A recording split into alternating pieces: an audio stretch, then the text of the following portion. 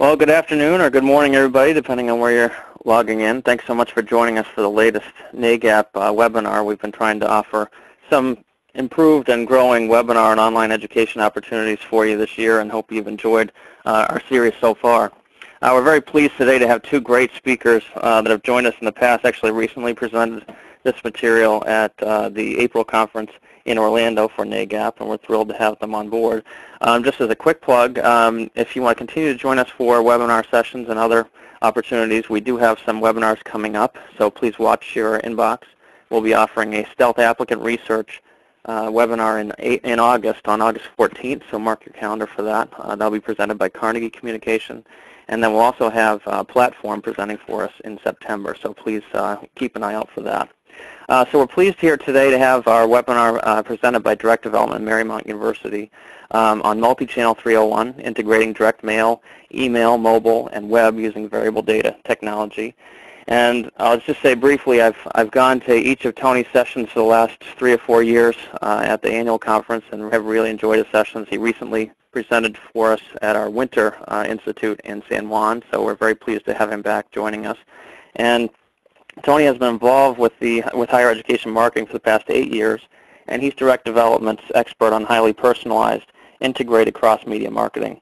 He is experienced in bringing together all of the elements necessary to produce multi-channel, multi-touch marketing campaigns involving direct mail, email, mobile, social, and online media. He speaks regularly at higher education conferences on the topic of student recruitment marketing, including our annual conferences on the PDI, and he holds a bachelor's degree from the University of Virginia. He's joined today by Jesse Homan from Marymount University, the graduate student support specialist there. He joined Marymount University in 2010 and is responsible for tracking, analysis, and maintenance of the prospective student database for all of the graduate programs. Before working at Marymount, Jesse was a transfer advisor at the University of Alabama. He holds a bachelor's degree in English from the University of Alabama and is currently working on his master's in Humanities at Marymount University. So without any further ado, Tony and Jesse, thanks so much for joining us, and I turn it over to you. Great. Thanks so much, Marcus. And thank you all for joining us today. Hopefully all of you can see the title slide of the presentation, and just a little housekeeping things I'll start with. Throughout this presentation, you can ask a question at any point hitting the Ask a Question button on the top left corner of the viewing window. And for the most part, we'll handle questions at the end of each of 5 sections throughout this presentation. Also, obviously, as you can see on the screen, this was something that we presented at the annual conference, and Fran Reed was also present when we did that. She's out of town right now, so Jesse will be doing both her part and his. But that's how it will go, and if we'll handle the question later on, I'll let you know. But we have Luke Glover from Direct Development and Francisco DeBray from our team also monitoring questions throughout. So we are seeing your questions, but even if I don't get to them right away, it may mean that I'm going to get to them on another section in the presentation, or Jesse will answer it. So let's get started. This presentation is broken up into 5 main session topics, and I'll handle parts 1, 2, and 3, and Jesse will do parts 4 and 5. The goal of this presentation is that you are able to walk away with real take-home ideas, and you have a better understanding of today's technologies, so that your graduate admissions office can take advantage of even 1 or 2 ideas here to improve communications, engage prospective students in a more integrated way across media, and ultimately improve your enrollment and reach your enrollment goals. Sometimes that's based on quantity, and sometimes that's about quality of students. And we're going to end with some real results from Marymount's cross-media strategies they've used over the last several years. We have a lot of data we've compiled to kind of show you key results of kind of, this is how it all works, or here's the results. Here's how that turned out. So if there's a lot of things here. There are a lot of slides. There's a lot of show and tell, though. So there's plenty of screenshots, and we will make the slides available after the presentation. I'm going to get started right here into part 1, which is multi-channel basics. And the purpose of this section is to just get all of us on the same page when I say things such as a multi-channel marketing campaign, or what's going on today in 2013 with multi-channel communications. What are best practices? What are trends? So we're going to tell a little bit of story about John and Sally throughout the presentation. John Doe is, he's a nurse, and he currently has his bachelor's in science of nursing. He's interested in maybe becoming a nurse practitioner. He's a prospective graduate student, and so is Sally. Sally is currently a teacher's assistant at an elementary school. She's 27, and she's thinking about going all the way and really being a teacher, getting her master's in education and secondary education. We're going to follow John and Sally throughout the presentation so that you have an understanding of their experience when they receive communications across different media channels. And hopefully this will give you all good insight on the types of behavior of today's prospective graduate students. So I want to start off and say for John and Sally, we live in a world in which they see over 3,000 media messages a day. There's a lot of stuff out there. And what's more important is that this is no longer overwhelming. John and Sally don't come home and fall on their couch exhausted from all the media that they see. This is just in the air in which we breathe. This is just the norm today. And as such, we have to be able to really make sure that our communications as an institution stand out from the crowd. So here's the question. The question for you is, which channels would you use to communicate with John and Sally, given the state of the media today? So how many touches will you use? Will they get one touch, one email blast, and just cross your fingers and see if they respond? Will they get mailing? Will you go direct mail route? Will you do social media? Will you do a big banner ads out on websites? How many touches are they going to get? What do you want John and Sally to do? What channels can they respond by back to you? Do you want them to call you? Do you want them to send a reply card back in the mail? Do you want them to go right to an application and fill it out? What information do you want to know about John and Sally? If you could know anything about them, what would you want to know? And how do you determine their level of interest, right? Obviously, if someone's ready to fill out an application today with your institution, they're really interested and they're at a certain stage in considering graduate education. But there's a lot of other interest levels out there, and how do you evaluate that? And then when they respond to you and communicate whatever their interest level is, what happens after that? Who follows up with them? These are the big questions that we want to help you with. So let's talk about some media really quick here. Let's talk about social media. There's a lot of stats we could report on social media. Couple key things I want to bring up is that social media is great. It is the #1 use of people's internet time over any other category. What's interesting about social media is that most people age 18 to 34 are accessing their social networking sites via their mobile phone. So tip #1, social media is very much tied into someone's mobile device. The challenge of social media is getting in front of prospects who are not connected to your social network. So social media is great for people who are connected to you, and hopefully they'll share things, and maybe somebody else will see your brand because someone connected with you. But as far as like renting lists or getting test takers or doing real student recruitment, social media is secondary. It's hard to get in front of prospects who you aren't already connected to. Email, we all use email to communicate with prospective students. It's the second most important thing, the second highest amount of time people spend online. It's 19% of their time that's on internet time, that's doing email. The problem is we all get lots of emails, and all of us probably have 2, 3, maybe 4 email addresses now. Where is email doing well? Where is it growing? One area is in triggered messages. What that means is, as opposed to business as usual, like a big e-blast that looks like normal business communication from an institution, a triggered message is a message that's triggered to me because I did something or responded. I almost expect to get it. It's triggered to the respondent based on some sort of behavior or something they did.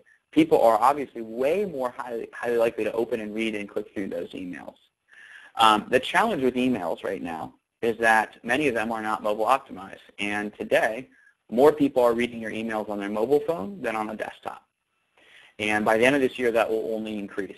So we're going to talk a little bit later about responsive design and what you can do to make sure your emails have a better chance of being read.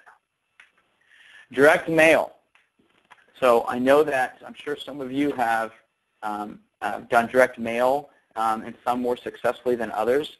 One of the most interesting things about direct mail is that 78% of people read their mail over a trash can.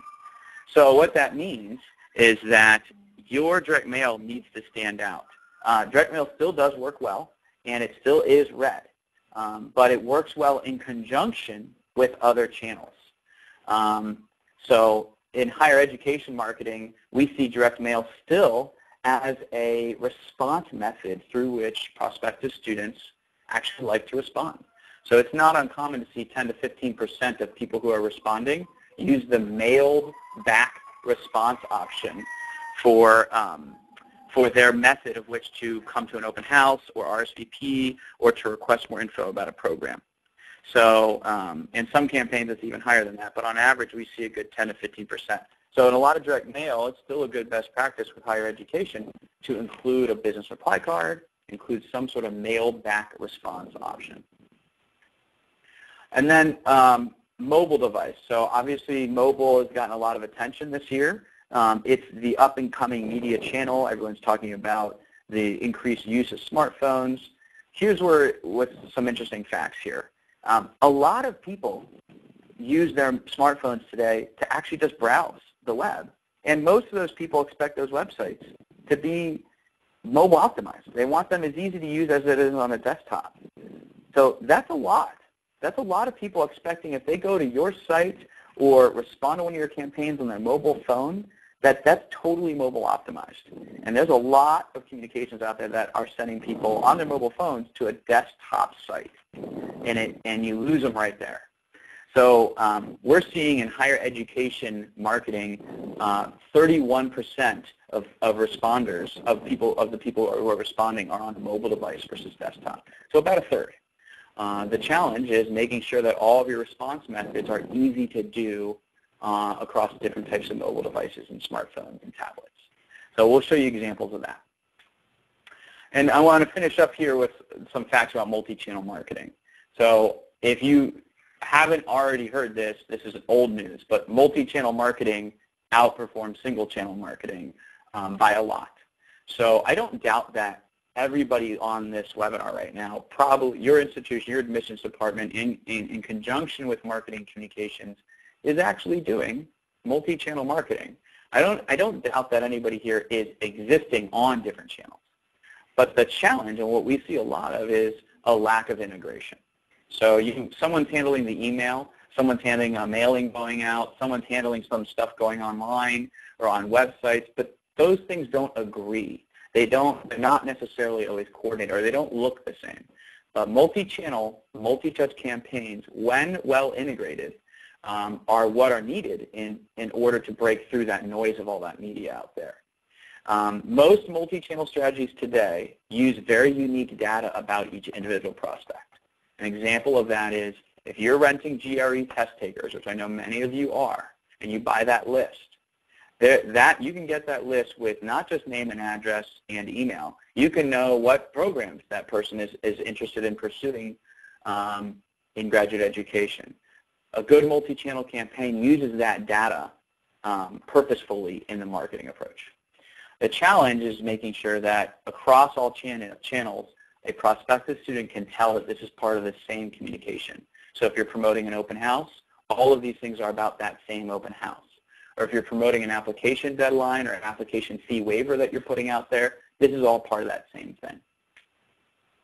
So bottom line, before I finish this first section, is that personalization, relevance, and simplicity are the most important things. And by personalization today, we don't mean using someone's first name. That's not new. We mean tailoring your communications using variable data technology to send a very specific message to John versus Sally. So we call that one-to-one marketing as opposed to one-to-all. So gone are the days of sitting down and saying, what's the email that we want to send to all the prospects in the in-house list? Now it's, what do we want to send to John? versus what do we want to send to Sally? If you could send whatever you want, totally personalize it to each person, what would you do? So what we want to teach you today is show you, expose some of the technologies that are, these are not new. They're not that new anymore. These are out there. And the goal is that understanding how these technologies work will help you all change your marketing strategy to take advantage of better communicating and better direct response methods with prospective students. So here's takeaway number one. At the NAGAP Annual Conference, they really encourage us to give you all homework assignments. So I know it's middle of summer, just after 4th of July, but here's a couple takeaway. Here's the first takeaway. We're going to give you about 4 or 5 today for things to take back, discuss with your office, and do to improve your results. Number one, determine what channels you will use to engage your prospective students. Determine which outbound media channels will be used, and then what response channels. So what do you want to do to communicate the message out there? And how do you want them to be able to get back to you on what channels, and how easy are you going to make that? So that's your first takeaway. I'm going to stop here really quick, and we're going to take a quick glance at any questions that we've had so far. And yes, I know a couple of you have been asking if you'll be receiving a copy of the presentation. Yes, we will be giving copies of the presentation out. Marcus will post these on YouTube. We will post these on direct development. We have a SlideShare account. And anyone can email Jesse or myself we can send you a link. It's not really emailable. It's pretty large. So we're going to keep moving on to the next section. So we talked about multi-channel statistics. Let's talk into the nitty-gritty here. So this part 2 is about variable data technology.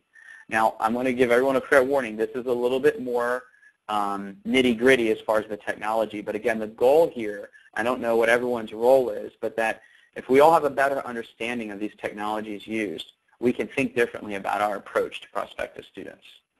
So let's go back to John and Sally. Okay, and remember, John he's currently a nurse. He wants to be a nurse practitioner. He's thinking about that. Sally, she's a teacher's assistant thinking about getting her master's in secondary education. Okay, so let's pretend that John attended one of your information sessions last year. So he's in your in-house pool of inquiries, okay? He's relatively recent, about a year ago. He's in your in-house list. Sally, she was concerned about the cost of grad school. She created a profile on scholarships.com, and let's say that you rent her list from scholarships.com, and that's how you got Sally. She wasn't in your in-house list of prospects. So we're going to talk about how we're going to use multi-channel marketing with variable data technology to communicate with John and Sally. And we're going to focus on 3 categories here. We're going to focus on variable data printing, VDP. We're going to focus on personalized microsites using PURLs, and triggered email responses. These are ways that variable data technology is used both in print and digital media. Variable data printing, I'm sure many of you are familiar with. The big point I just want to make on this is that whatever you thought you knew about variable data printing, it's changed. It is really advanced in the last 3 to 4 years. There are new technology upgrades to digital presses. So you can be very cost effective doing full variable print graphics where traditionally you needed to do traditional printing technologies, and to do this would have been really expensive. Sheet sizes are increasing, presses are getting more efficient, printers and mail shops are offering these at lower prices. You do have to be careful, you do need to bid it out, but the bottom line is you can do what you need to do at the kind of quantities most admissions offices are communicating with prospective students. The key with VDP is that you need to know how to set up your art files so that they can trigger the variable content for each person. The best part about variable data printing is that you can do some innovative capabilities. So there's a lot of things you can do with it. I just want to highlight a few.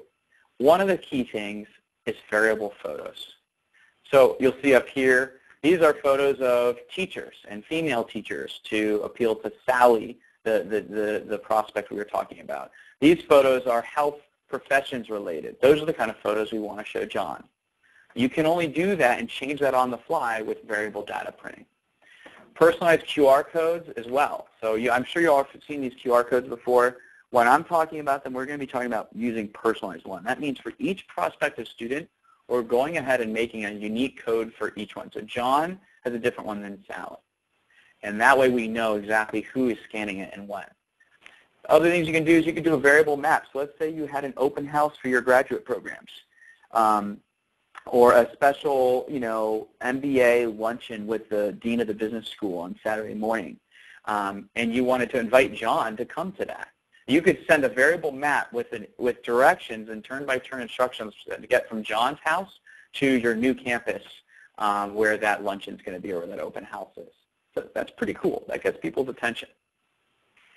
Another great thing you can do with variable data printing is personalized viewbooks. Okay, this is a little shout out to Marcus's school, University of New Haven. This is an undergraduate example, but personalized viewbooks are kind of changing the way many universities, both in undergrad and graduate admissions, are looking at viewbooks.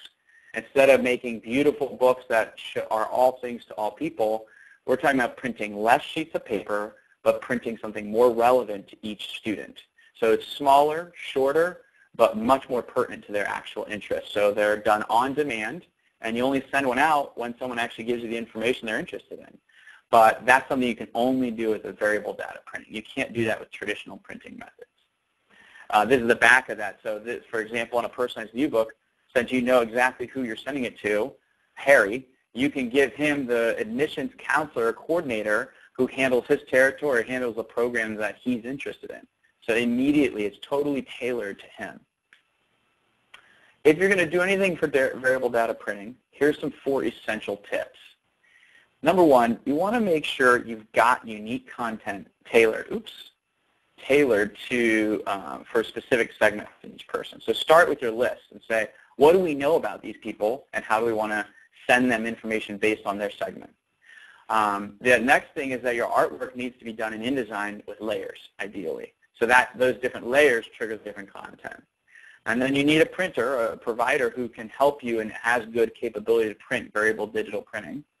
And then you need data that triggers that unique content. So a segment code, geography, a program interest, their gender, an undergraduate major.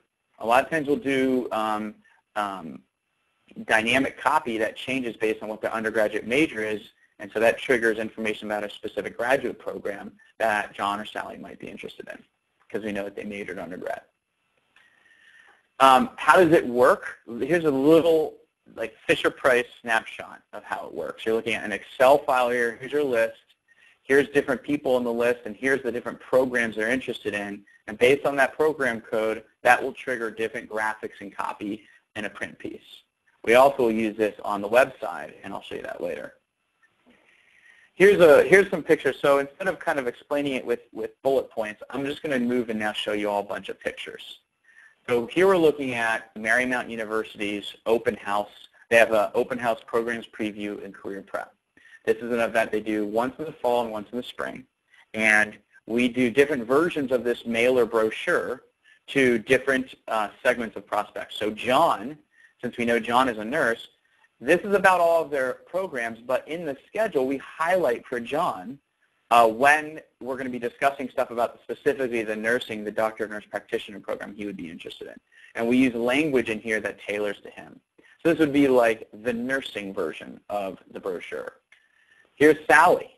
Sally's a little different, and everyone wants a screen. I know there's a slight delay when I do this, but everyone, if you watch the screen, I'm just going to toggle back and forth here between Sally's mailer and John's mailer. There's John's mailer, and now I'm going to go back to Sally's mailer. I have to do this a little slow because I know different people have different internet connections. If you watch your screen and just stare at it, you'll see the change really quick. The overall brochure is about the same, but there are some key photos and some key text that changes to make it more pertinent to each person. That's what we're talking about when we're talking about variable content and variable data production. Let's zoom in here. Here's some of that copy here for Sally. We're going to emphasize that we want her to attend the open house on Saturday to learn about programs in education and other professions. We have her personalized URL on the front and back, and again, that highlighted schedule there where we show noon to 1 p.m. Session 2 is when we're going to cover the topics that she's most likely to be interested in. So you saw in there that the call to action, we wanted Sally to go to the personalized URL, the PURL. It's a personalized microsite. So what is a personalized microsite?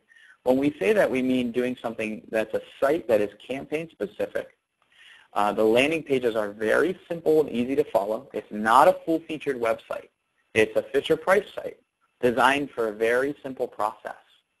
On the back end of this site, there's a database. It's a platform-driven site. So this is not the kind of thing that is typically hosted by your university. There are a lot of service providers who have the platforms to develop personalized microsites. And by using their platforms, you can take advantage of reduced costs versus trying to build this from scratch. It pulls in the unique data from each user, and you promote it via a personalized URL. So as you see here, Sally's and John's. These are for 2 different campaigns. So that's what a personalized microsite is. Let me show you some specific examples. And this is probably one of the most important slides of the presentation from understanding the concept of personalized microsite marketing. In a very basic way, on the top here you see you could use a variety of outbound media, and this is not exhaustive, but you could use direct mail to launch the campaign promoting the open house. 5 days after that mailer hits homes, you could trigger an email to go out to remind them. You could have a QR code that they respond to so they come in on their mobile phone, or another follow-up email 3 weeks later saying, hey, in case you missed it, there's still some time to sign up for the open house. No matter what outbound media channel you use, all the people are driven to the same call to action, the microsite. And there's a mobile and a standard desktop version depending on what device they use. Whatever the purpose of your campaign is, whether it's an event, whether it's an application deadline, whether it's to request more info about a program, whatever the purpose on that little 1, 2, 3, 4, 5-page site, after they go there and do whatever it is they do, you can have automated marketing follow-up tailored to how they responded. You can send a text message to remind people about the event for people who wanted that. You can have a thank you confirmation email with the date and time and the directions. You can have one of your graduate coordinators call the most interested prospects or the people who ask very specific questions, et cetera, et cetera. But the whole point is that across different media outbound, there's this same point that you're driving people to. And then from that, you're able to track everything. So when you're talking with your team and you're talking and someone brings up doing PURLs or using a personalized URL microsite, what they mean is using a web-based response channel as the primary response. And the URL is typically personalized by name. It's a campaign-specific microsite, and it's very dynamic. So it changes and looks different for different people. So John's will look different than Sally's because we know different information about them. But the best part is that you're able to track activity at the individual level. So I'm Tony Fraga, and if I go onto your graduate school's website right now, and I start browsing around and reading a lot about such and such program, you have no idea that I am there doing that unless I were to fill out a form and log in. The benefit of using PURLs for your first touch marketing with prospects is that you're able to know who they are even if they don't log in. And so you're able to capture a broader range of interest. And we'll show you an example. So these personalized landing pages, the site is about the same. So here's a 4-page site that Marymount did for their open house. This is Sally's welcome page, her RSVP page, so she can tell us if she's coming or not. We show her her contact info that we already had and ask her to update it if anything's changed, and we give her a confirmation. John's is a little different, slightly different images and stuff, but it's the same overall site.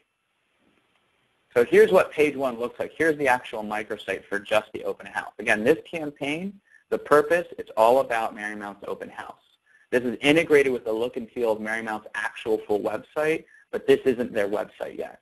So this welcome Sally, it's got copy in here that is pertinent to her, her variable segment, the same kind of highlighted point in the schedule that we did on the mailer. It's integrated. At a quick glance, Sally can tell this is part of the same thing. On the welcome page for John, it's slightly different. So here's John's welcome page. I'm just flipping between them both. and then you saw Sally's, okay? And again, you're just kind of seeing the photos change and a bit of the schedule change, some of the language, but the same overall site. Here's the survey page where we can capture whether or not they're coming, and even if they're not coming to the event, what programs they're interested in. Here's a profile page that's simple and pre-populated. It's way more likely to get people to fill out a form that's almost done than it is to show them a blank form. And we know this information about John because we just sent him a mailer. So you already have his information. Don't make him fill out a whole other form again.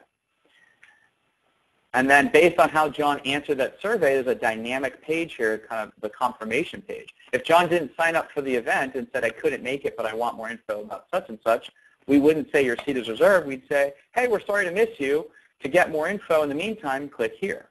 So it's dynamic. It changes based on their behavior. Now we're going to go to Marymount's website. There's their website. That's the microsite. Now we're going to Marymount's website. That's integration. It's got the same rough look and feel. It's a smooth, seamless experience for the prospective student. And it's less distracting for us to get what we need out of this prospects. Then they can browse and learn more.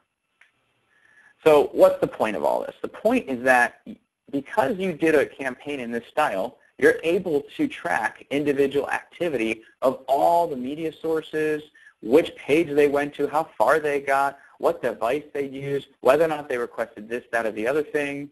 All of that is tracked in a database and stored.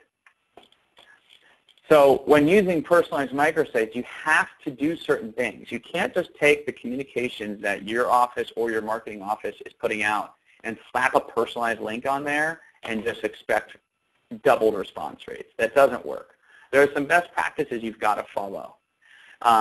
You've got to make the PURL link the primary call to action in both direct mail and email. You can't have PURL links and send them to your website and send them to some special web page and have them do all these other things. You've got to make the main way you want them to respond the PURL. You can offer other ways to respond, but they can't be primary. The other thing is don't use links, external links on the site until the very last page, and keep it simple. A lot of times institutions will try and put a lot of stuff on the site. We're not building a website here. We're building a microsite. And whenever possible, use multi-channel lists. There are lists out there that you can rent on the market that offer matching postal and email records. They will not give you those email addresses. Let me repeat, they will not give you the email addresses. They will blast an email on your behalf, but they will give you the postal records. So what we do is we take that postal file, generate personalized links, and send that back to that list owner so that when they do the email, that person gets that same personalized link. That method works really well, way better than single channel list rental. There are less lists out there doing this, but more and more are turning that corner. GRE lists are great because you can get matching postal and email, GMAT lists as well. Those can be very good. Variable data and triggered emails is also the last category I want to talk about here. What's great about using this in these triggered emails is this is after someone responds or at a different point in the marketing stage. So you can trigger an email after a mailer is received. We can know when people receive their mail using intelligent mail barcodes. You could trigger an email when John's mail is about to hit his mailbox at home. That's pretty cool technology. You can trigger an email after they respond to a microsite. You can trigger an email before your event, if you're having an event that you're promoting. And to all the people who responded coming to the event in March, you can send 3 days before a special triggered email with special reminders. So this is an email follow-up to Sally approximately 5 days after we know the mailer has arrived for her. So we send an email that says, Sally, recently you should have received an invitation to mail. In case you missed it, here's your personal link. This email works really well in follow-up to direct mail. Here's a confirmation email sent to John after he responded to the microsite. So John responded, he's coming to the open house. Here's an email that confirms what he chose. Okay, it's totally personalized to what he did. So the point is, and this is a typical strategy here, is that variable data technology drives this whole marketing strategy. So the takeaways that we want to show you here as I finish this section are, you can go back what I want you to do is determine the different lists and audiences you want to promote with. Start with your house list of inquiries in the past 2 years. Maybe you want to drill down even more narrow than that. Add test taker lists if you can. Some of you already have these. You already have a license to buy them. You're already on a contract. Maybe you haven't bought these in a while. We're big fans of these primarily only if you're going to use both mail and email.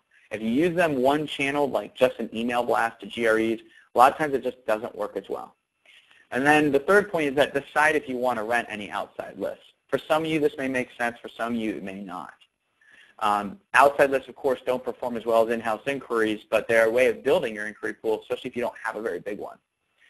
And then the other takeaway we want you to do is after you've done number 2, now select the data fields that will drive the variable content. So in other words, what do you want to use to tailor the message to each person? Do you want to use their program-related interests that you know about them? Do you want to use whether or not they live close to this other campus you have or not? Do you want to use photos and copy or just changing copy? Determine the different variable elements you want to use. That's where more of the work is. Once you lay that stuff out, the rest is just production. So I'm going to finish up on my third part here, and then I'll hand it over to Jesse here, and you guys will get to see some cues. Oh, yeah, we got to do some questions. Hey, Tony. Yeah. Yeah, there's a question from Karen. I thought I would go ahead and answer. Is that okay? Yeah, go ahead. Because she was asking if we have data on what channels are most effective in terms of like direct mail, email, or whatever else we're using. And at least from our end, from Marymount's end, as we've been using this over the past few years, the answer isn't a specific usage. It's the holistic method of using those things. So for instance, we use direct mail for a lot of our events where they have a business reply card, and we noticed that as we were integrating more email and other types of communication, the level of responses we were getting back from those business response cards were staying mostly the same, but our registrations were going up. So people were able, because they were able to RSVP online and through email, it was easier for them to do, and so rather than sending cards, they were just going ahead and immediately signing up online, or they were getting the email and they were signing up online that way. So it's not that we're seeing like huge spikes, you know, like just with one. It's the fact that they all work together, because the direct mailing alerts them, and then they get emails as well, and then usually like on the second email reminder we'll see a spike in RSVPs. But it's not really kind of a, you know, a magic bullet kind of deal. It's like everything works together that's kind of up to our responses, not only for responses of people who are going to come to the event, but also people who just want to be like, who are interested, who they say, we can't come, but please send us more information. So we get it kind of from all avenues. It just all works together, and that's why having a single database and single stop for where they're going to RSVP to this stuff and getting all the information in is so useful, because we're able to kind of collate that data and target all people rather than just try and find the individual sources of data and put them all together ourselves. Yeah, that's dead on, Jesse. I would just add, Karen, Jesse, you are actually going to show her some stats on this. The stat on it is not about any one channel. It's more about the difference between single and multi. So just like Jesse said, if you were to see a pie, we could show you a pie, like a pie chart with different slices. And you'd certainly see that people respond more to one than another. But they only respond that much to that one because of the multi-channel effect. We've done tests where we only did some segments and we did less channels, less media channels, and the slice of the pie drops. So it's really hard to say that just because one or two media, like email 1 and 2 did really well and the direct mail was a little bit less, does that mean that we should take out direct mail? Well, when we do that, the email drops drastically. So generally what we can say constantly is that multi-channel, multiple touches, of course, work a lot better than just 1 or 2. So, but we'll see some stats on that are a little bit more comprehensive towards the end. But good question. So let's jump over to mobile integration techniques. And this is going to be a short section here. I'm going to again drive you through. I know a lot of you know about mobile optimization, just to make sure we're all on the same page. Let's pretend with John let's pretend John has never scanned a QR code in his life. He's not the kind of guy to do that. He's got an Android smartphone. He's a busy guy. He uses his phone, a little bit of Facebook and LinkedIn, but he mostly uses it to check email, maybe play a few games. He doesn't do a lot of web browsing yet. Sally's much more tech savvy. She uses her phone all the time to browse websites. She updates a lot on her social media pages. She's scanned a QR code before to get a coupon to a shoe store, okay? She uses her same laptop from college, so it's pretty old, and she hasn't bought a new one yet because she's just a teaching assistant. That's why she's thinking about going back to school and making some more money. She's got an iPhone. So let's walk through here. And I hope you all can hear me while someone's telling me that I'm breaking up a little bit. But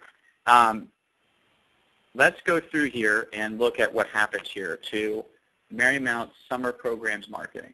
So both John and Sally get a postcard in the mail promoting summer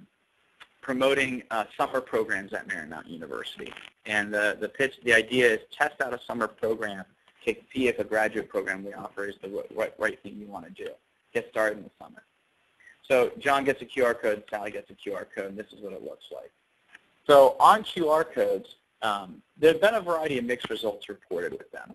And I've gone through a lot. You have to keep in mind that a lot of people, when they're talking about QR codes, are talking about generic QR codes, meaning QR codes that are not actually personalized to each person. And then you also have to keep in mind that a lot of people are using QR codes improperly, meaning you scan the code and it takes you to a not mobile optimized site. If you do that, you lose the person right away. So if you aren't going to do a mobile optimized landing page to the QR code, or send them to a YouTube video on YouTube that I know will be mobile optimized, don't do a QR code. It's not worth it. But some common stats I did find is that it is still growing, it's just growing slowly. It's not rapidly exponentially growing. It's still an emerging technology. About 55% of those people scanning QR codes are age 25 to 44, and most people prefer to scan them at home. The biggest potential to use them is with personalized URLs, and in higher education marketing, again, we're seeing about 5 to 10% of campaign respondents are coming in by scanning the QR code. So again, light usage here, but it is slowly growing. So what will be the mobile experience for John and Sally? And more specifically, how will they get to that mobile? How do they get to the experience?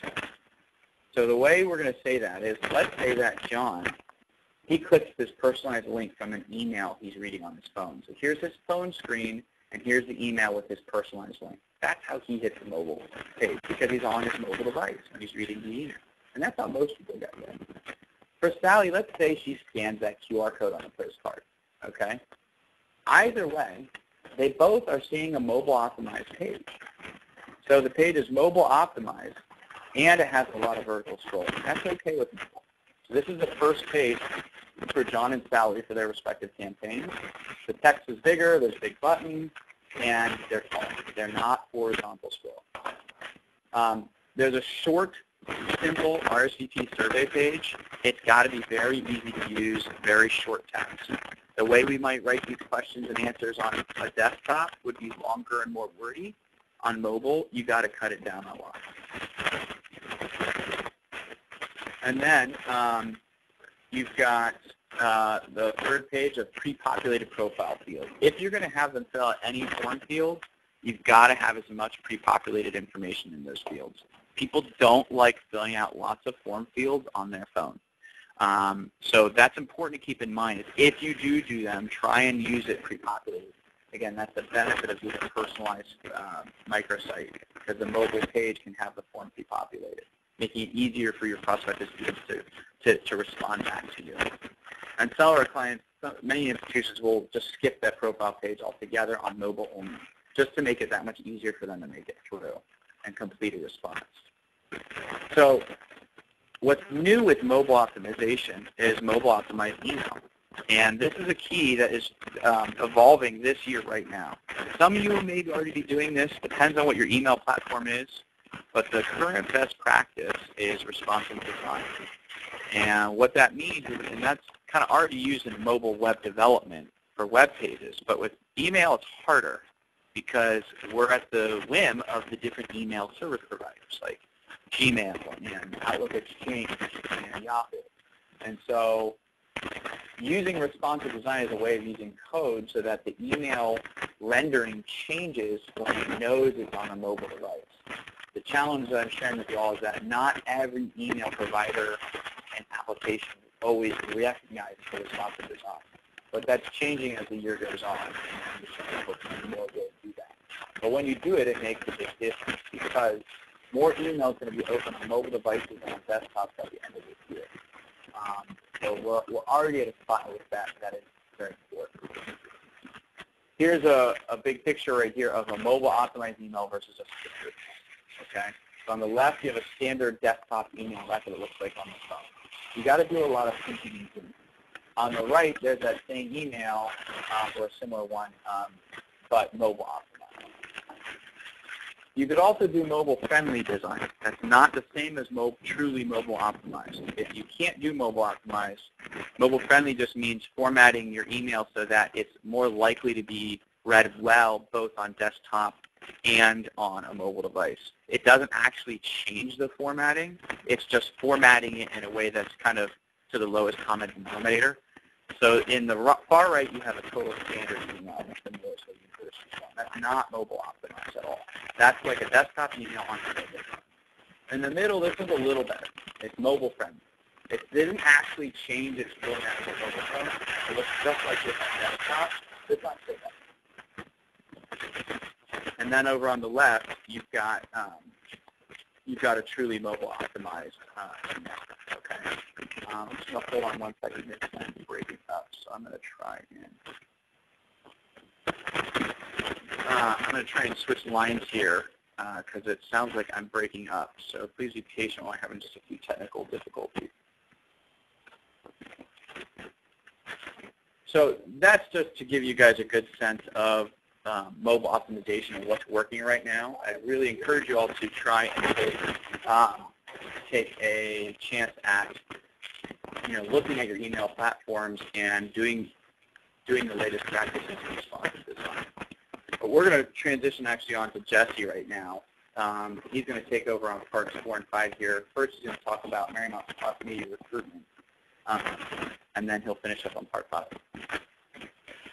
And again, hi everybody. Yeah, so there's a question from Laura that was asking if to mobile optimize, can we do that in-house with a CRM, or do you need to outsource something like that functionality? So mobile optimization really just means that the thing that you are creating to send out will look okay on a phone, and you can do that in different ways. Sometimes that can be just as simple as the way in which you format your text so that you are not putting in a lot of images and instead are just putting in something that's easy to read on a screen. But if you're talking about images and a format that will look like, if you want it to look pretty on a phone, that's not something you would do on a CRM necessarily. It would be something that you would need, to like HTML code, or some sort of coding that would go into it.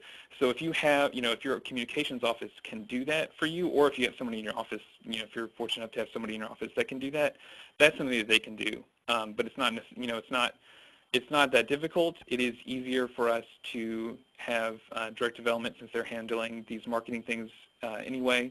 We have them they just do that as part of the service. So that's just the way that we handle it. But in terms of the emails that we send out, I make sure that if I want it to reach a wide audience, that I actually do a lot of text that's not that doesn't have a lot of headers or anything, so that it's easy to read on a mobile device. And that's sort of a trend that I've been seeing lately, is that people are trying to cut down on making their emails really busy and like have a lot of pictures and headers, just because it's easier people just want to see the message. So it's just a simple text message that's, hi, we're having this event, here's where it is, here's when it is, and we would like you to come. And so it's easy to access. You want a button that's easy to press.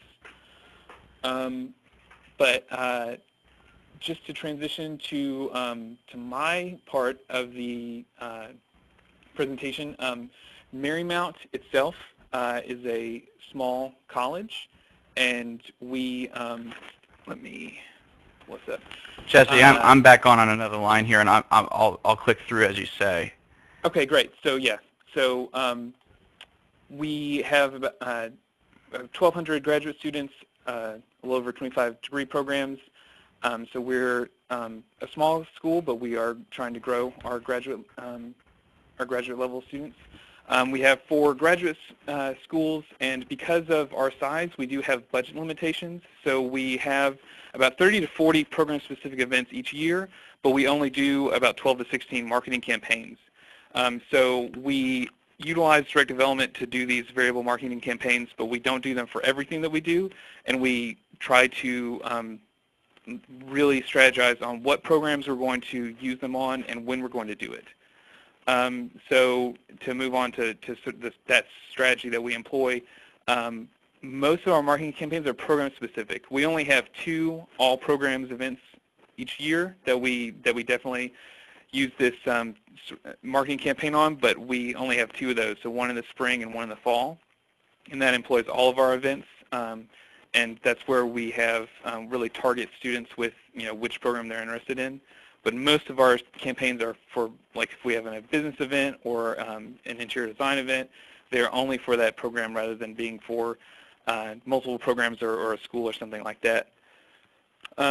We have about a 50-50 split use of PURLs versus girls, which, as Tony said earlier, a PURLs has a personalized URL, whereas a girl has a generalized URL. So a PURL is more specific to the person rather than the girl site. We have several different target audiences. We have our in-house inquiries, so we have people who are already in our house. We call that our house list. Then we buy test-taking lists like the GRE and GMAT. Mostly the GRE. We do use the GMAT to some extent, but the GRE is where we see the most success with that. And then outside lists, which direct development handles those where we use multi-channel and postal only. But so they'll use like something like advisors or something like that. Moving on, this is just the same chart for how these campaigns work, just as a quick reminder. So we have outbound media that drives people to the campaign microsite, whether that's a PURL or a girl. It's the same functionality in terms of they are all driven to the same place. And then once they interact with that landing page, they will receive reminders and confirmations, communications from us through that we drive through that data. And then once we have all of their names in that system, we keep all that stuff, and so we have that to grow our sort of potential prospective student base. So the objectives of all of this is that we want to generate more qualified applicants. We want to be speaking to more people who are more interested, so that we're not sort of talking to people who are not interested at all in grad school. We do want to capture all levels of interest to our inquiry pool, and that's because grad school specifically works a lot differently than something like undergrad, whereas you might not be at a place in your life at the moment where you're interested in grad school right now, but you might be soon, or you might be 2 years from now. It's just, you never know when your career is going to reach a point where you are interested in expanding your either professionally, or if you just want to do continuing ed for whatever reason. Even if they are not interested at the moment, they may be interested later, and so that's where this database that can capture all sorts of prospective student data, even if they're not able to come, or even if they just like show interest but do not actually even ask for information at the time, we can still keep them on our system so that we can remind them later that we have this available for them. So we want to generate prospects for program coordinators to follow up with, so we can kind of, as a customer service aspect, just have people that are ready to talk to them about their specific interest. And then we can also track list performance and track media performance. So as the question earlier, we can see how something is doing, how a certain design worked. And then we can also see of the bought list, like which list did well this time, which didn't. Should we scrap this list and go in for another one, or should we keep at it, or if we're seeing list fatigue or something like that. Jesse, I'm going to jump in really quick just because there's a good question, and before you move on to other stuff that Emily Jenkins asked was, and a couple you're asking kind of what, can you expound more about which lists? That would be a longer conversation. There's a variety of different lists that Marymount uses, and again, it depends on which programs we're promoting. Some of them are industry-specific lists of working professionals. Others are more broad lists that have students who have responded and said they're interested in graduate school, such as scholarships.com or advisors. These are lists where students create profiles, and they manage those profiles for and they're hoping to get information or scholarship opportunities or a variety of other things in order to help them get into school. Some of them do this in their undergraduate years, that their profile is still active, and so we know that they're graduated and have a BA. Some of them do this in undergrad for grad school, and some of them do this after they graduate. They're a non-traditional student, and they're looking at going back to grad school, and they want to try and learn and get help.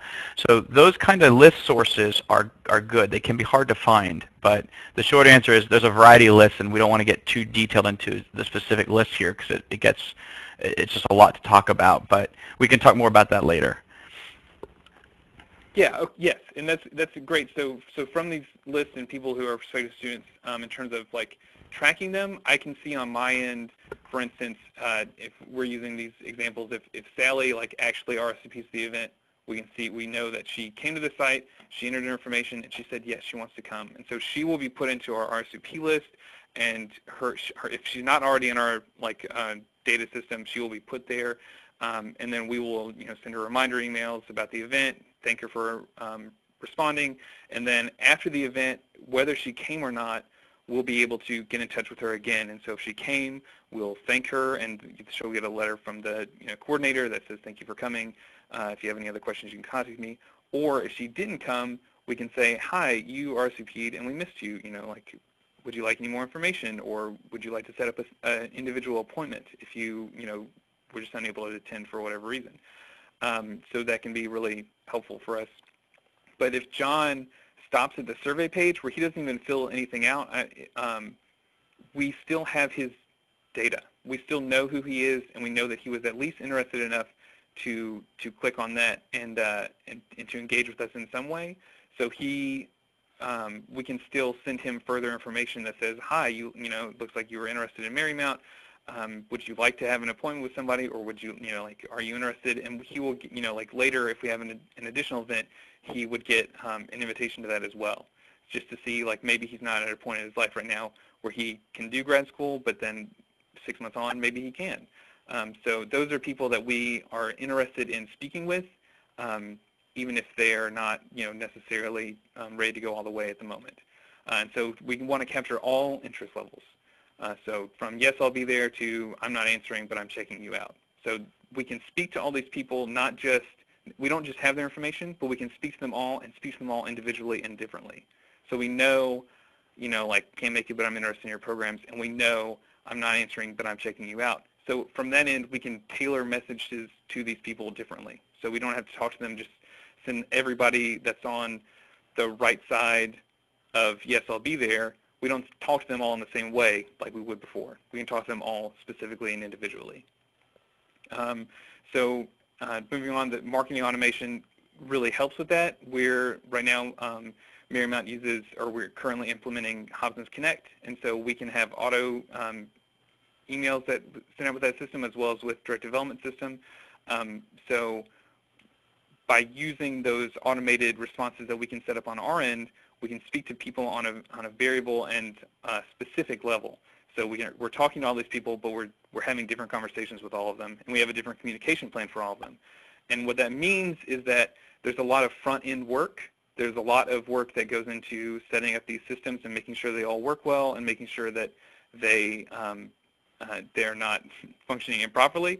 But once you have that, and once you take the time to speak with all these people and speak with them on an individual basis, even if it's automated, the results are drastic. I mean, you're able to target your responses in a much more efficient way when you're doing something like this. So the benefits to that are the follow-up marketing happens in real time. So you're getting instant connection rather than having to wait. it's easy to version messages, so it can be, be more relevant and individualized.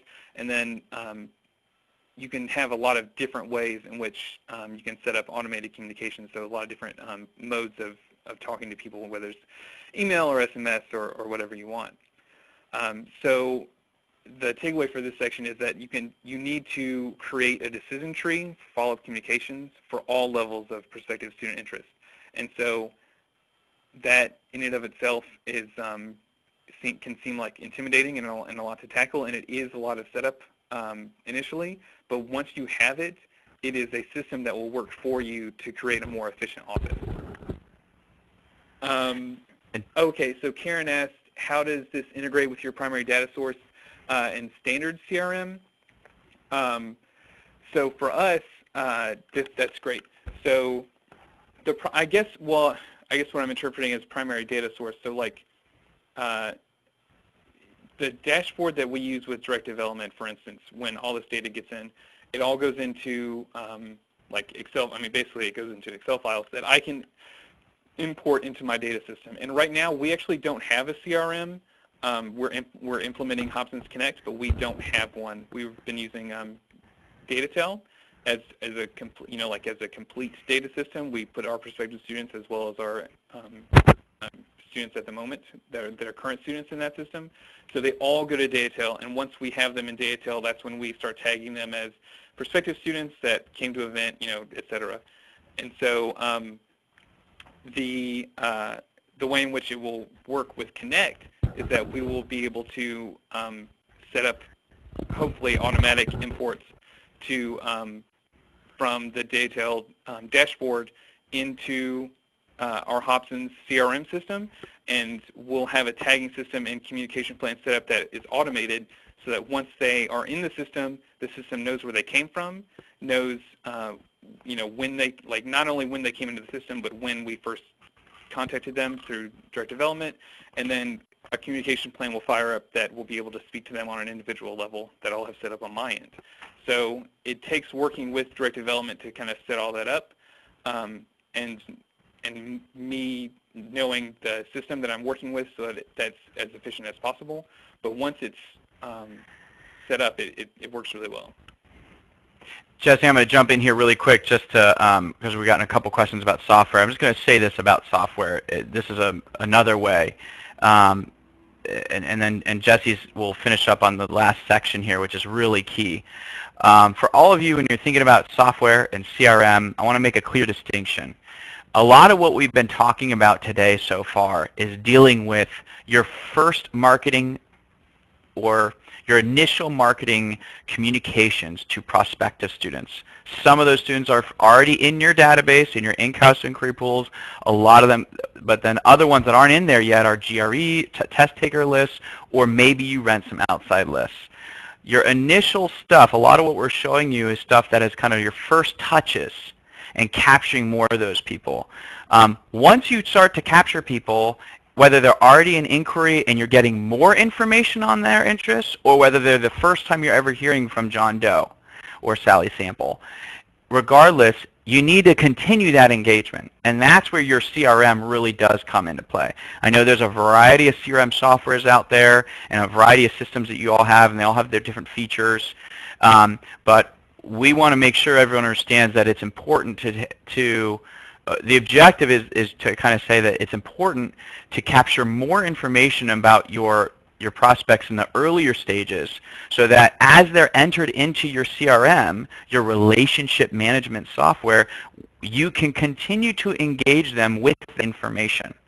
And so you do need a CRM or something that you can have codes or tracking that you got from this initial marketing. So if someone goes to a microsite and they sign up for the open house and they say they're interested in a 30-minute campus tour, you've got all that in a database. Right? There's a variety of providers out there who can help you get that initial data, and they can give that to you in an Excel spreadsheet, like Jesse said. But after that, it really is up to your office to have a place, a repository, to put all this rich data. What is this new term coming out called big data. So now we know this. We know that John's interested in this thing. You've got to have a CRM to put that in there, and so that you know that he got this communication, he responded at this date, he said these things, and we want to continue to take him down the engagement funnel all the way to applying, and then beyond that. But that's where we're kind of talking top and middle of the funnel right now. If bottom of the funnel is applying, that's what we're kind of talking about is top and middle right now. So let's move on to key results and finish up the presentation, and then we'll handle the other final questions. Okay, my actual position is to work with the data end of all this stuff. So just starting off with what is possible to track, what we can tell from these students, and we've already gone over some of this stuff. But so what's useful to see is something like which in-house list achieved the highest response rate, which outside list achieved the highest conversion rate, which means outside lists, people that came into the system actually responded and then actually said yes and came in. And then which people can't come to an information session but want more information about a specific graduate program. And those are, out of this, besides the people who actually come to an event, those people are obviously the top tier students, because they're not only engaging with us, but they're saying, please give me more information. So these are the people that you want to talk to. Even in an ideal world, this is happening all automatically, but you want to talk to them and go after them more vehemently because they are interested in you and they want you. And then, but the lowest version of that would be at the top, the name and contact information of everyone who visited the microsite but did not even complete a form page. So those are people who have engaged with us in the most minimal way, but they did at least click the email or got the card and went on the website and saw it. So moving on to see just like some results from our open house. For instance, the in-house inquiry, so people that were in our house list already, had a 3.6 response rate, so a 58% conversion. GRE list, a 2.4 response rate, so a 28% conversion. And then our outside list did 0.64, so with a 35% conversion. And these numbers... Conversion, by the way, is completing the site. Yes. So those numbers can seem small. For instance, 0.64%, if you're just kind of looking at that number in a vacuum, seems small, but that's actually not necessary. When you're talking about people responding to you, whether you're speaking to them just about anything or trying to invite them to an event, is not bad. That's actually quite good. So if you want to look at variable segments outperform general on all metrics, which is probably the most important takeaway from this, is that variable does better than general always. So it has a 2.3 times higher overall response rate, 3.8 higher RSVP rate, and then a 53% higher site conversion rate. So 52% versus 34. That's just it always outperforms them because you're getting at them in a holistic manner rather than just one. So then our summer programs, which is an event where it's not actually we're not inviting them to an event. We're trying to promote our summer programs so as to get people to actually register and apply for coming to us in the summer. So you see the same sorts of results. So 5.7 response rate, 3%, and then outside list did 1.21, which is great. That's really good. And the lesson learned from this in terms of variable versus general was that variable content has to stand out significantly. So if a variable content is just a little bit slightly different, or it doesn't have a design that really draws your eyes to the part that is relevant to you, because that's what's going to be variable, is the part that's relevant to you, it's not going to draw in, it's not going to raise your response rates as much. Because in 2012 and 2013, the graphics were redesigned from the 2011 version by our communications department, and we saw a significant decline in the results. And the reason for that, we think, is because of the design of the variable content. It just didn't stand out as much. Whereas in 2011, the wording and the actual coloring of the way in which the media was designed really popped. And so that, like, the way in which you design your anything you do, whether it's emails or variable direct mail, it needs to stand out, or else it's not going to draw in your students as much. To go into some comprehensive statistics, the PURLs that we use allow Marymount to capture twice as many names of prospects versus generic or single-channel marketing efforts, which is huge for us. And I really love that on my data end because I get to have a lot more good prospective students rather than having either a small amount that are coming in or people who are not actually very interested in us. The second takeaway is just chime in here. Yeah. Oh, go ahead. Sorry, Jesse. Go ahead and finish that. Oh, no, it's just so the response rates from outside sources are 3 times better when running multi-channel records versus single channel, which means a single channel is either it's just only postal or it's just only email. And so that, when you're talking about which data is more effective, it's more effective when you use all of it. I mean, that's just, it's all going to be better when you have a holistic method rather than saying, well, people are going to respond to email now in 2013 rather than direct mail, and that's not true in terms of how you're going to grow your actual response pool. You need you need to target all avenues rather than just one. Jesse, I just want to chime in here. I'm going to go back. So everyone should be seeing comprehensive statistic number 1. Just because a lot of people were asking about this earlier, and this kind of clarifies. I'm going to give you an example of what let's say you were to rent a list from Nurses Spectrum magazine, and they rent their list of people who subscribe to the magazine and wanted to promote them, and let's say that your graduate school had a variety of nursing programs. If you rent that list and do traditional marketing or generic marketing or single channel marketing to them, the only people you get to keep from that list that you rent are the people who you can tell that list owner have responded to you. With a personalized URL, if I am on that list and I just go visit the link, I'm a response. Any other method, they have to do more to you for you to know who they are. So that's how Marymount is able to capture twice as many names of prospects, is because they're doing multi-channel efforts with PURLs, and someone just clicks that on the email, or they type it in from the postcard or the mailer, they scan a QR code, we've got them. And Marymount is allowed to keep that name and continue to market to that person. Even if John or Sally doesn't end up RSVPing to the event, doesn't come to the nursing information session, we still know who John and Sally are. And that's the key difference in today's marketing that a lot of people are missing out on. So it's increasing the amount of names Marymount is able to keep and use from the list buys when they do lists. Even GRE test takers, same thing. So that's what I wanted to mention on comprehensive number 2.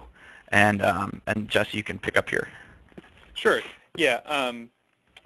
So, and then the third kind of overall is that the amount of campaign respondents that responded via mobile device has increased by 72% since 2011, and that's just huge. People just are reading their emails on mobile devices, and because we have that optimized so that when they see the mobile device, they just have to click a button, and they have a shorter form to fill out. It's just, or if it's it can even be pre-populated, and they just say I'm coming. That is a big causes a big increase in people responding that we've seen. It's really useful. And sorry, I just saw a question from Emily Jenkins that asked, do all CRMs play well with microsites because they don't have a system yet? And so what questions can they be asking to make sure our system will be compatible with the strategies presenting in this session? I mean, and Tony can import, jump in export.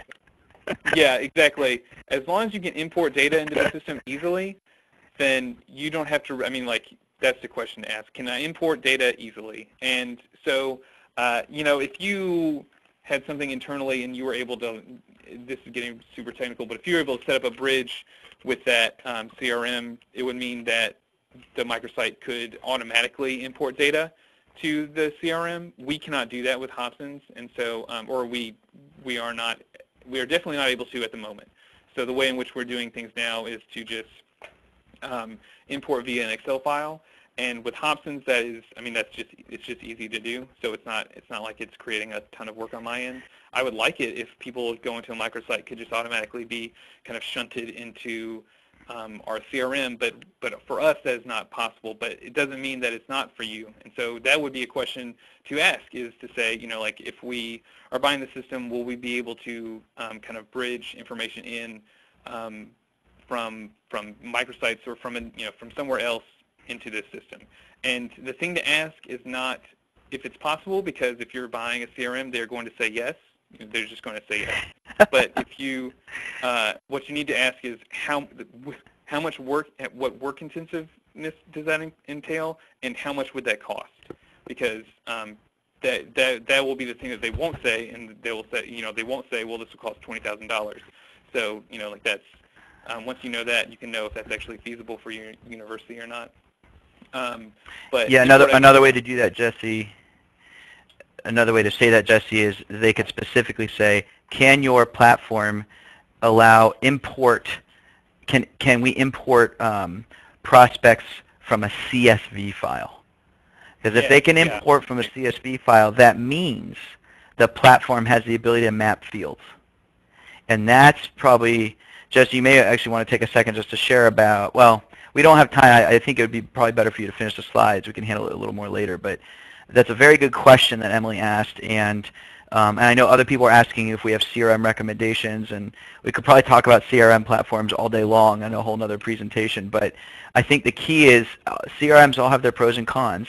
And most all CRMs today have the ability to import a CSV file. There's certainly an easier way that Jesse is mentioning, and that's where servers talk to each other in the back end, and you don't even have to import. But I'm just going to tell all of you this right now. 9 out of 10 of you really can't afford that. Don't spend the money on that. That, you have to get into developer APIs, you got to do back-end servers talking to servers, and it's not that technically it's a nightmare or anything. It's just difficult because there's too many parties you have to get involved. The amount of money you'd have to spend is thousands of dollars just to get that feature to work. If you can just import a CSV file, it takes a fraction amount of time, and it's way, I mean, it takes a little longer, but it's way less expensive. So I don't recommend that to most admissions offices. I don't think that's a good use of budget, because even though it's possible and nice, it's labor intensive because of different parties involved. So that's kind of my take on that. But we can finish this up and handle the last few questions. Yeah. I think we're here. And we wanted to highlight the outbound follow-up. Yeah, so that's just the outbound follow-up that we have from these systems is we just want to point out that you have to do a varied approach. So they get a confirmation email. They can get, if they ask, text reminders. There's links to the main website in the confirmation email, and once they finish the survey as well. So we're drawing them back to us, to our actual website, away from the microsite. So if we want, like links to admissions page so that they can apply easily, et cetera. And then we have Facebook and Twitter stuff that we can also, if we want to promote that way. So those are you just need to speak in different avenues when you get that data, rather than just, they just get an email response and that's it. So if you want to talk about just general lessons learned, the PURL platform is critical for importing data from back-end enrollment software. The PURL is how we know exactly who they are, no matter how they interact with us. A girl site is going to collect their data when they give them the data. So if they don't give them anything with the girl site, Direct Development's not going to know who they are because they don't know who they are. The PURL site, when they have the personalized URL, they already have, everything that they need. So we can at least get their demographic information and be able to talk to them at a later date. Converting prospects early to coordinators in real time is crucial.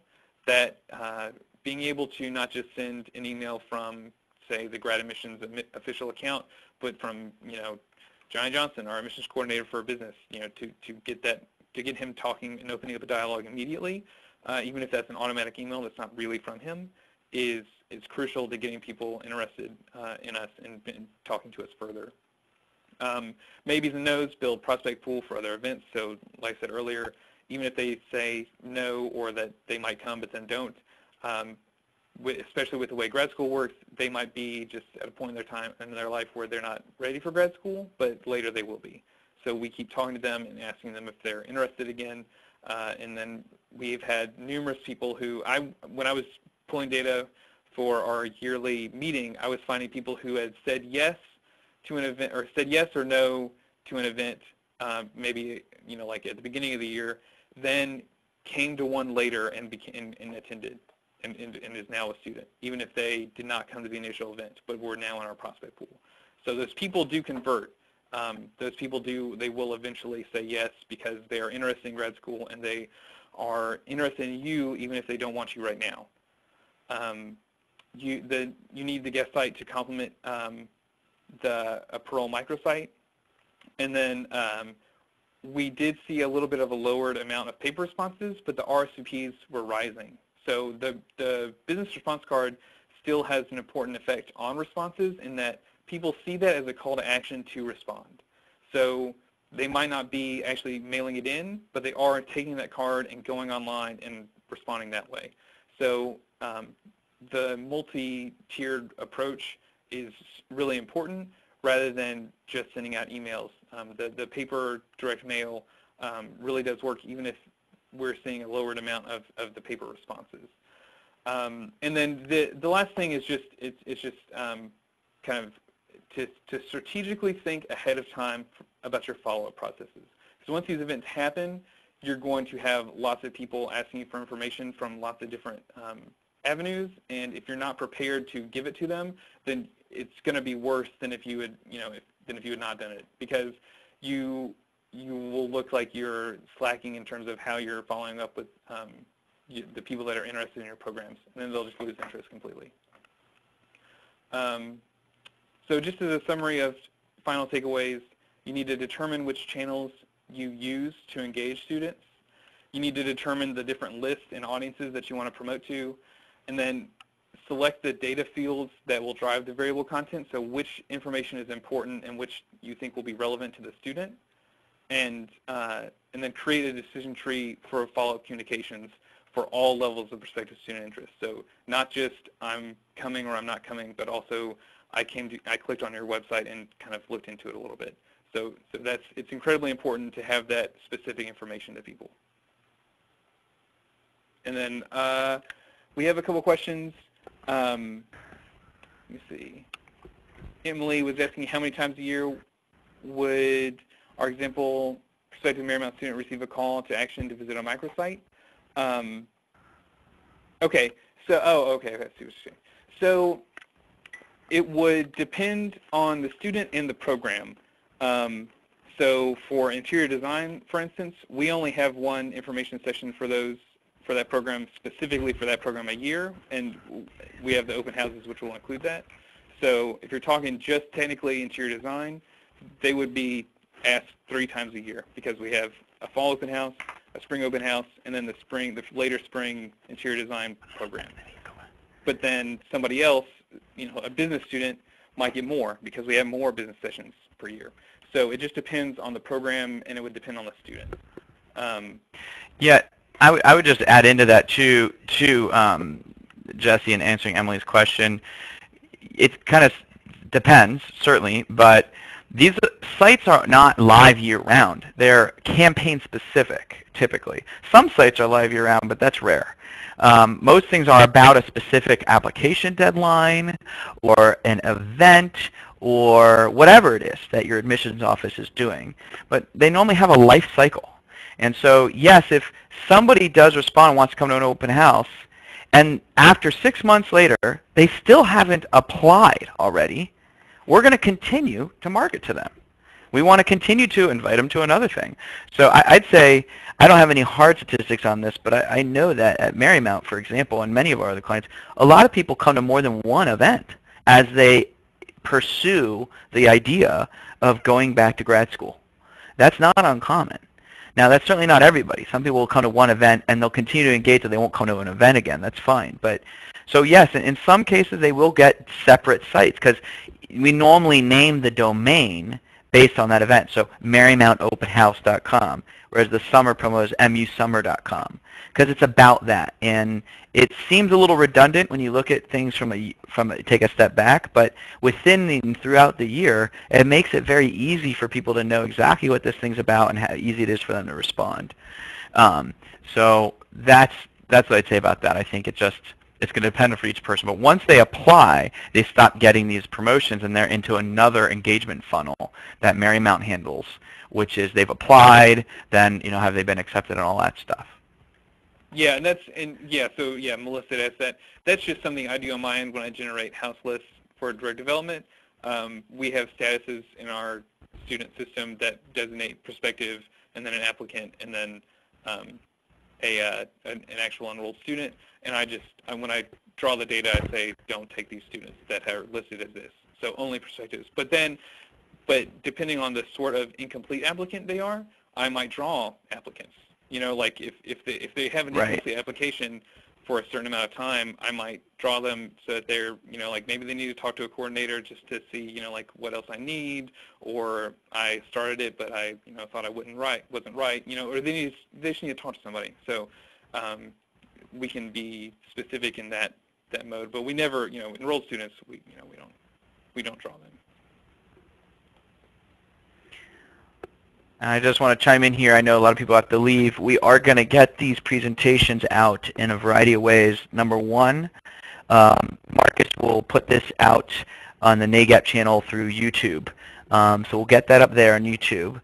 Number two, I will send an email link out for everyone to be who attended this presentation to be able to download it. We cannot email the presentation because it's too large of an email, but we'll send a link for you to download the slides.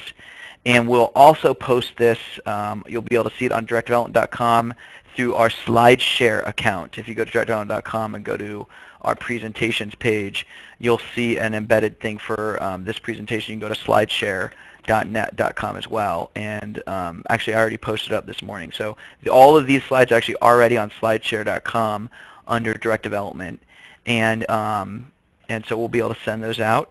And if anybody has any additional questions that we didn't answer or couldn't get to in this time, feel free to email either Jesse or myself or Fran Reed at Marymount, and we'll be happy to handle your questions on an individual basis. Thank you all very much for joining us today, and we'll be continuing to communicate any updates to this, and we'll let you all know when we get the slides kind of posted for everyone to download. Great, thanks everyone.